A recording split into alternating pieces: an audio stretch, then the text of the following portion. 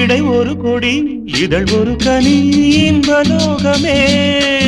உன் கண்கள் தானடி மலரெனும் முகம் அணைவது சுகம் ஒன்று போதுமே இனி உங்கள் தேன்மொழி நான் தேடினேன் பூந்தோட்டமே வந்தது நான் கேட்டது அருகே நின்றது இனிமேல் பறக்கட்டும் பறவைகள் இரண்டும் பேரைச் சொல்லவோ அது நியாயமாகுமா பா பா பா பா பா பா பா பா பா பா